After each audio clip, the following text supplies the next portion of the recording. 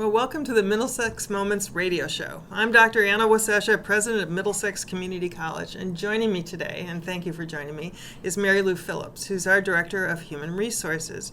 And she's only been here for 8 months, maybe? When did you start? December, so roughly 8 months. August is the 8th month. But you were in the system for a long time, and you're incredibly knowledgeable about a lot of things. So I thought it would be great if we could spend this time today on the radio show talking about two things. One, we were recently named a great college to work for, so we're going to talk about that a bit, and that has very much to do with employee satisfaction. And then the other thing is I would love for you to talk about your transition to veganism.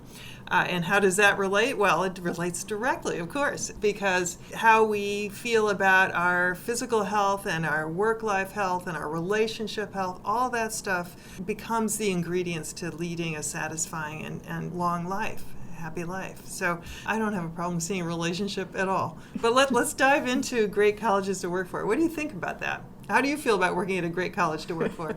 Well, I'm very pleased to work at Middlesex Community College. I do think it's a great college to work for. The categories in the survey that employees participated in primarily concerned compensation and benefits and professional development. So I think it was our professional staff, by and large, saying that they appreciate the pay and benefits that they get here and also the professional development opportunities. And both of those things, quite frankly, are a function of our collective bargaining agreement with the union that represents most of our professional staff, which includes faculty and non-teaching professional staff. But I think particularly as the economy has shifted over the past few years, it's not surprising to me that people feel grateful for having solid compensation and benefits that they can count on. But there are now, so we can I feel the same way. There are so many things that are worked out for state employees, and that's right. I want to make that jump to what does it mean to promote a healthy community on the campus. That's my thin line, but it's a solid line from a great place to work for to thinking about food in a different way. So what do you suppose that a great college to work for would do to promote health? And should they even think about that? I think it's actually a really good idea to think about it in the following sense. There's a whole body of social science research, for example, that suggests that there are certain what do I want to say? The word is escaping me, but it's kind of like you want a solid base to build on, both emotionally, psychologically, but also physically. So if you don't have, or to the extent that we have health, we have more vitality, more ability, I think, to engage our lives successfully. And a great place to work, you would think, would want to support employees' interests in health and in well-being and in trying to have balanced lives. So I think there is a connection. Right. I remember on the survey there were questions about work-life balance. So we have to take a break. When we come back, let's talk about work-life balance and how diet plays into that. Well, welcome back to Middlesex Moments on WLIS WMRD radio station. We're broadcasting from the Middletown campus of Middlesex Community College, and I'm talking with Mary Lou Phillips. And we touched briefly on our recent validation of what a great place this is to have, because we were named a great college to work for again by the Chronicle of Higher Education, which is the major journal in our field. And that's a really wonderful thing. But I was trying to make the connection, and I think succeeding, I hope, between this being a great college to work for and attention to work-life balance and healthy frames of mind, healthy diets, healthy everything. I invited Mary Lou to talk with us today because she's made the transition to being a vegan. So let's spend the rest of this program talking about veganism. So first of all, can you tell us what it is? First of all, I actually prefer to use or to say that I follow a vegan diet. I think the phrase being a vegan comes freighted with a bunch of invitations to assumptions that may or may not be the case. So there are people who consider themselves vegans, for example, who simply don't use any kind of animal products. They don't touch leather, no wool. But I am not at that end. But I do follow a vegan diet, which means I eat no meat, no dairy, no eggs at all. Totally plant-based diet. And I haven't been doing it all that long. So since this is radio, you can't see me. I'm a large woman. I'm not the person you would pick out probably in a lineup to be as the identified vegan or as the hidden vegan. But my husband and I actually watched a video called Forks Over Knives in the fall of last year. And we've been moving. I have to say, we've been moving our diet over a period of time and eating more and more whole foods, eating more and more locally to the extent that we can. So I think we were ripe in some sense, but we watched it. And I sometimes laugh because I say to people, yes, I watched a video and then I changed my life entirely. But we looked at each other at the end and said, I think we really need to do this. And we stopped. I used to be the cheese queen. I'm not anymore. And it's been surprisingly easy. I mean, it's challenging in many ways, but I don't feel deprived and I'm not unhappy, and a lot of things have changed for the better for me. The huge thing actually for me is that for the past 10 years I'd been on statins for high cholesterol and stuff, and I recently came off them, which I attribute to my vegan diet. And my doctor, I'm happy to say, was pleased and intrigued, but I think also really surprised. And I'd been kind of led to believe I'd be on those things for forever. And so it was huge to me to be able to get off statins. Can I ask how long you've been following a vegan diet? How many months? It was sometime in early November, I want to say. It was definitely before Thanksgiving. Mm-hmm. Oh, right. That would be painful for a turkey lover. Yeah. And I am a turkey lover. I remember my husband is the kind of person who will, when he does something, he'll dive in 100%. So he announced that he would not be eating turkey at Thanksgiving, and I announced that I was going to make an exception for Thanksgiving and have some turkey, which I did. But other than that, I think that was the last meat I ate.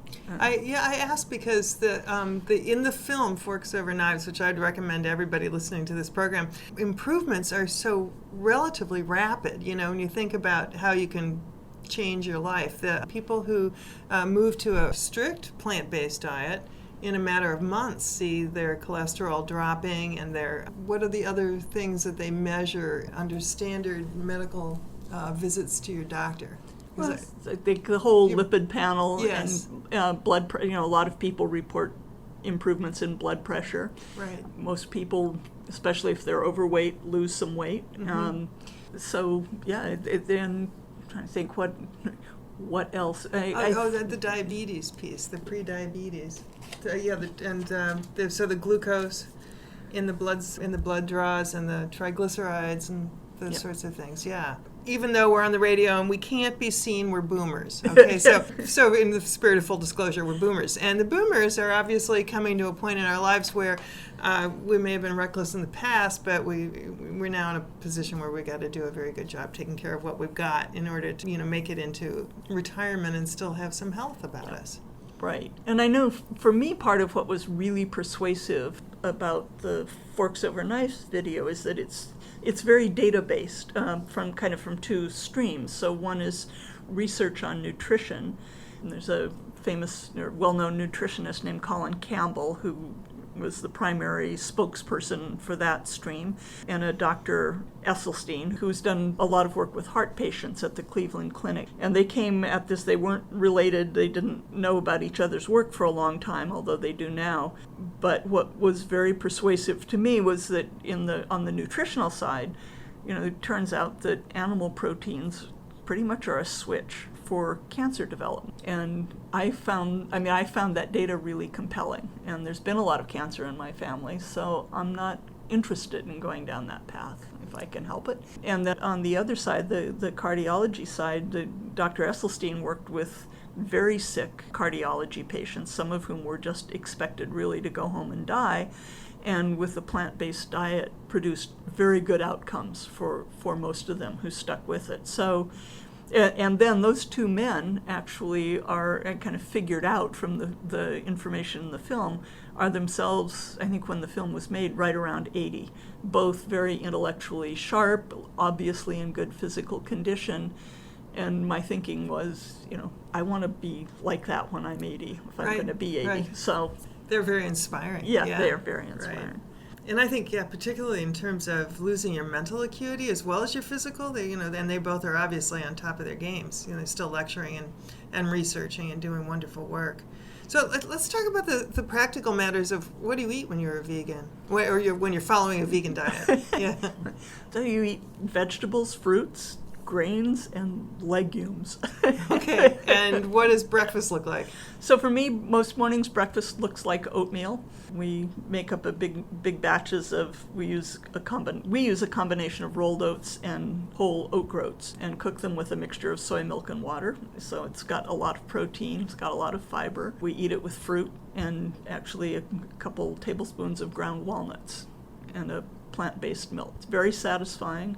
Neither of us gets tired of it, and that's our standard breakfast. What we've figured out when we go, if we go out to breakfast, which occasionally we do, we used to do it a lot more, it's a little more challenging as a vegan, but places that really cook, you can get them usually to do home fries with a bunch of the vegetables they would otherwise put, say, in a veggie omelet or whatever, and that and a piece of toast is very satisfying to me and to my husband.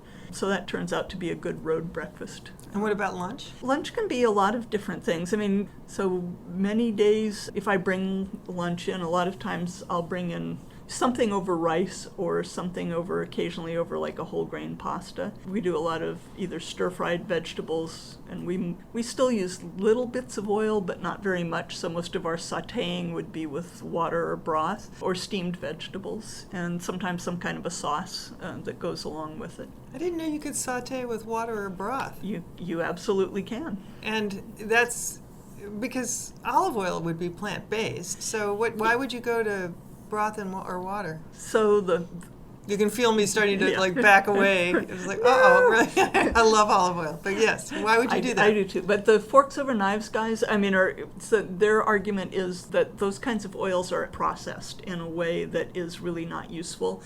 That you don't need the extra calories that a lot of oil or whatever represent.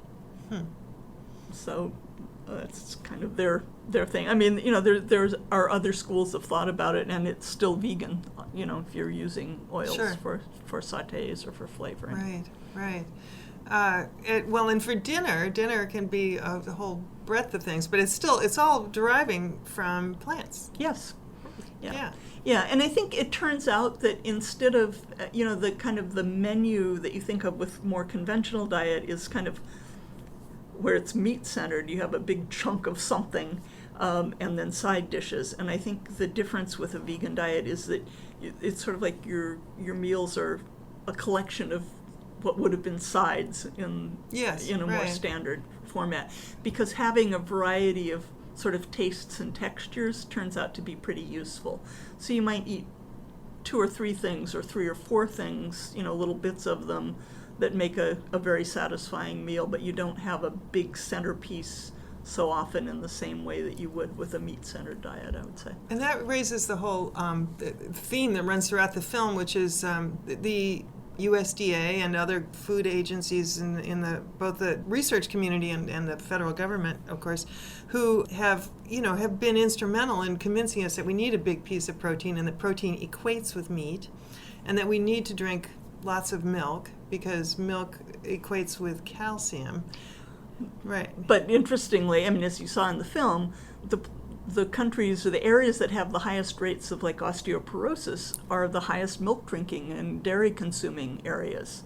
So it's actually counterproductive. Yeah, I know. It was really an eye-opener. So we're going to have to take our break, and then when we come back, let's talk about how to actually put this in. Well, welcome back to Middlesex Moments Radio Show. I've been talking with Mary Lou Phillips, our Human Resources Director, and I think that's really appropriate because one of the human resources is the vitality we have to draw upon to be human beings, to workers, family members, neighbors. We've been talking about what it's like to transition to a vegan diet, and I would bring to the table, expanding on Mary Lou's idea of following a vegan diet versus being a vegan and being defined by it. Mark Bittman's new book, which is Vegan Before 6. And Mark Bittman is a food writer, a cookbook writer, a critic, of restaurants, and a boomer, right? And so as a boomer, he goes into his doctor, and the doctor takes the regular panel of blood tests and other measurements and says, well, up to this point, things were great, but now everything's starting to go kaflooey, and you have a choice. And your choices really are to go on a lot of medication or to make the decision to address your health through your food, which is, to circle back to the film Forks Over Knives, there's a refrain through there coming from Hippocrates and then through the Chinese and probably other native traditions about how food is your first medicine, and to think about the balance of food. So Bittman is confronted with this problem. He's, I think, 40 pounds overweight on top of just having these bad blood test results, and he decides in order to do his job, he has to be an omnivore, but he can try being a vegan before 6. And that has led to this book, which is really a fantastic, in my mind, compromise, right? Because it is really hard to be, at Thanksgiving, for example, or as a world traveler, it's very, very hard to be very strict about your dietary issues unless you have allergies. I've spent enough time in Asia with college students who are vegetarian. I mean, that was during the period of time when I was traveling with college students to Asia, that was the thing. Vegan hadn't been invented yet.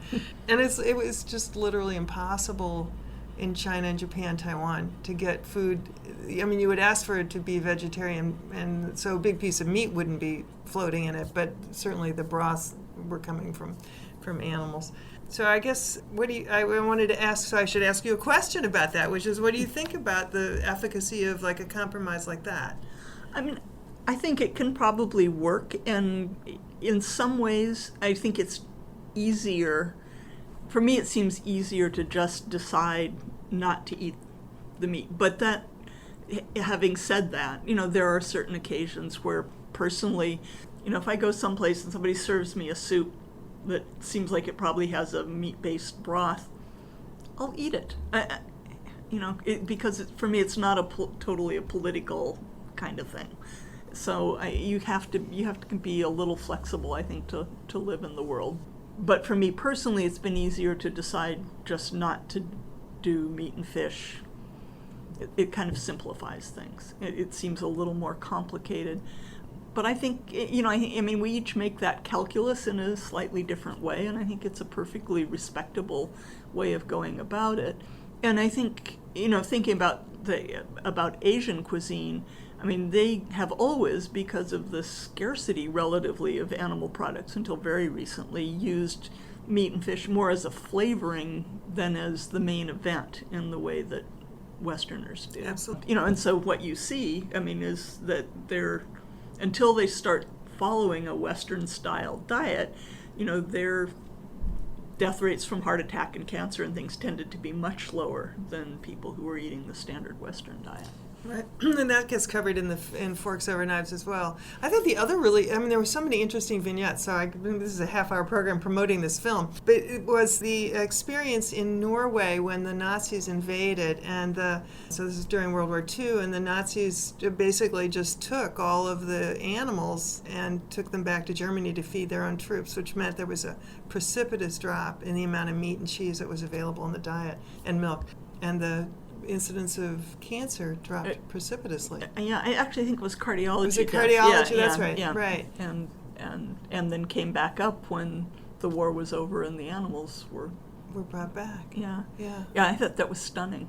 There are these blue zones. That person who actually lives in Minnesota, works for the National Geographic, or is a photographer, wrote a book called Blue Zones. And because he was traveling around the world, what he saw was places where people just lived longer than they did elsewhere, and for him, so he went back to actually do field research, to meet with people, live well into their hundreds, for example, and it was a combination. So this guy, I guess, gets back to the human resources piece, a combination of diet and then mental attitude. Mm-hmm. People who were more optimistic, more socially connected, more creative, drew on the other parts of the brain, and at the same time ate a really healthy diet. So there's a message in there for all of us.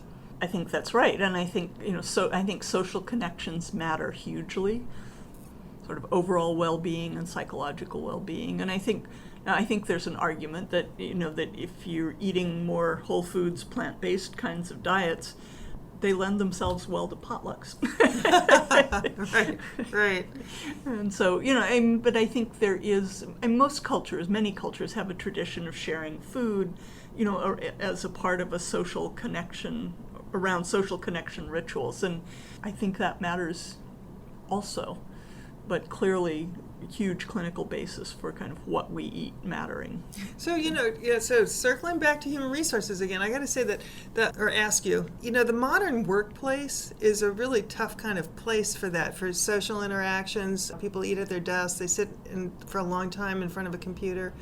We've removed the idea that you're part of a social community to some degree, or substituted for that, the importance on performance and outcomes and measurements and things like that. And so it's like kind of sucked the human side of work out of human resources. And so that brings us back to the great colleges to work for. So what can we do to fight that battle a little bit better? I mean, I think we have to make some decisions about being very intentional around those areas. And it's a place where my hesitation is not on the heart level, it's on the practicality level. I mean, right now in the state we're struggling with limited resources. And so on the one hand, it's hard to do those things.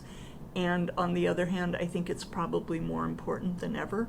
So it's a challenge you and I have in thinking about Middlesex is, how do we walk the walk and not just at least think good thoughts about it. I do think that's a huge piece of what needs to happen, is to actually try to value opportunities and create opportunities for human connection, create opportunities and put out information that will help people create more balance in the little pieces of discretion, at least that they have around, how to structure their work days or their work time, and how do we provide opportunities for meaningful connection.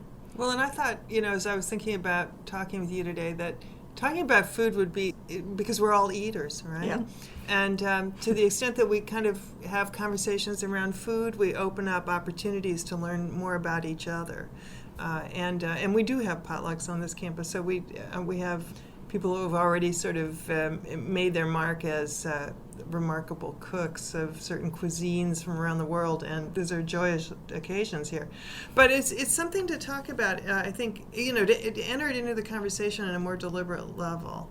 And so veganism is something that not everybody knows about.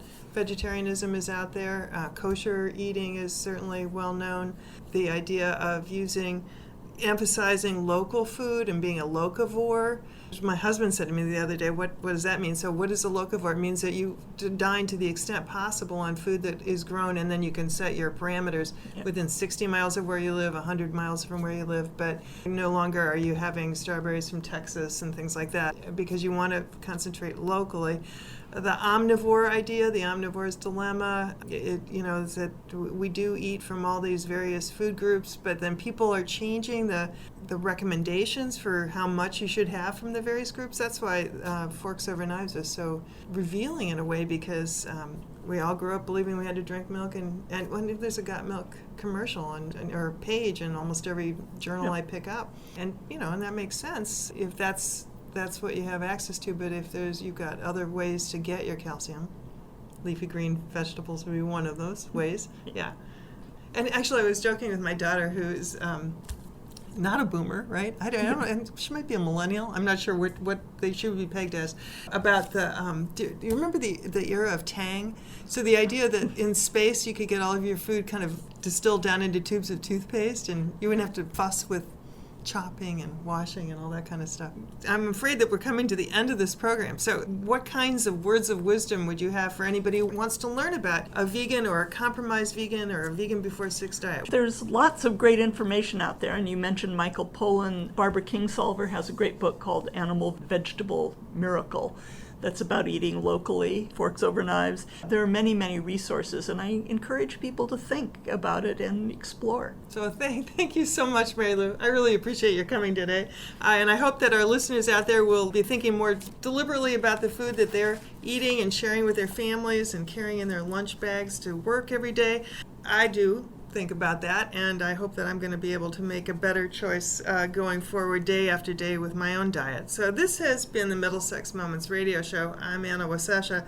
I'm so happy I had a chance to talk with Mary Lou Phillips today, our Human Resources Director. If any of you would like to learn more about Middlesex Community College, this wonderful college in Middletown, Connecticut, you can find us online at MxCC.edu. I'm Anna Wasesha, President of Middlesex Community College, wishing you a good day.